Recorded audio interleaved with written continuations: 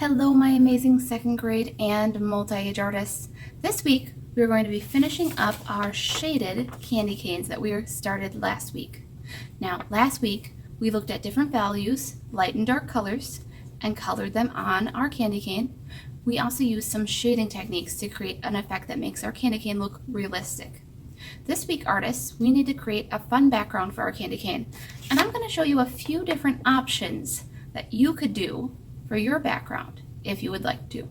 So without any further ado, let's go take a look at what art materials we need to finish our art project this week.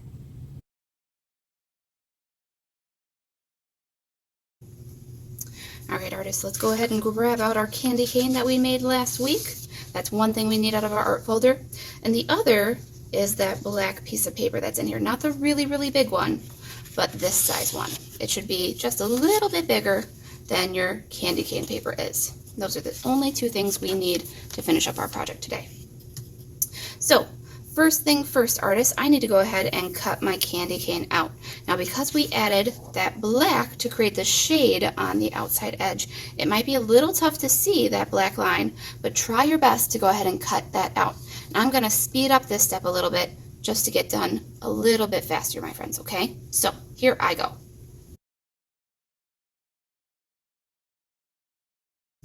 Now, whatever you do, artists, don't throw away these scraps yet, because you might actually want some of this paper to help you decorate around your candy cane. What I mean by that, my friends, like I said, there are a few different options for what you could do for your background. Last week, I only showed you a snowflake background. That's a nice kind of wintry background that we could add to our candy cane, but is that the only type of background we could have? Not at all. Another one that I've done in the past is some string holiday lights, and I used this extra paper around the edge of my candy cane to draw some light bulb shapes, color them, cut them out, and glue them down around my candy cane. Some other ideas I've seen as well, my friends, is adding mistletoe leaves and holly berries. I've even seen friends who have used this paper to cut out paper, little tiny snowflakes, and glue around their candy cane. And I've also seen some friends do a kind of plaid looking line texture in their background as well. But here's the cool thing, my friends. You get to choose what you do in your background around your candy cane. You do have to do something, but I'm not going to decide for you what you do. I'm going to let you choose what you do.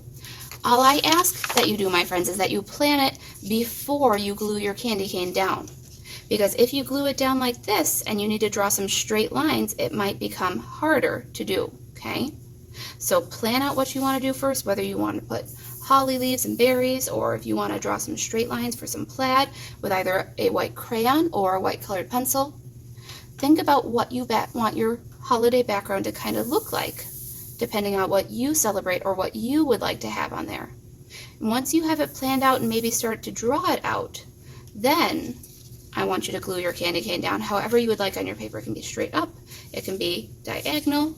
If you even want your candy cane to maybe hook down because maybe your name starts with the letter J, that could be a fun way to do it as well. However you would like, artists, okay? So take some time right now. Think about what kind of background you might want to do. Again, if you want to do something like light bulbs or holly berries, the best thing you can use are the scraps, the backside of this paper. I'll show you some of those shapes. For example, if you wanted to do a light bulb kind of shape, you'd want something that almost looks like a water droplet, but it's kind of round at one end. And you could cut that out, and you can use your crayon to make the string light part and add a little bit of that bulb end. Or if you wanted to do something like mistletoe and holly berries, to draw some of those leaves, you'd want to use your bouncy line at first. You see my bouncing line there? And then I would start on this point again and do my bouncing line the other way and connect back to where I started. And there's a leaf.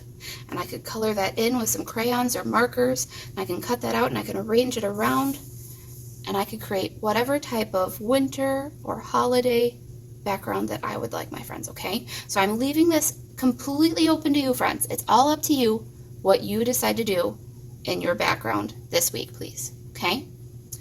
When you do have this project completely done, again, you'll have picked a background and you'll have glued your candy cane down. Remember, you need to turn in a photo on either SeeSaw or Artsonia before this project is considered finished. I've been having a lot of friends, hybrid and virtual friends, just turn in blank assignments. And I'm really not understanding why, my friends. If the assignment says to please take a photo of your art project, that's what you need to do, okay? Again, you can turn it in either SeeSaw or Artsonia, either or. All right, my artists. I'm going to go ahead and let you think about what kind of background you're going to do. And I'm going to keep it short this week and go ahead and say goodbye. And as always, have fun creating.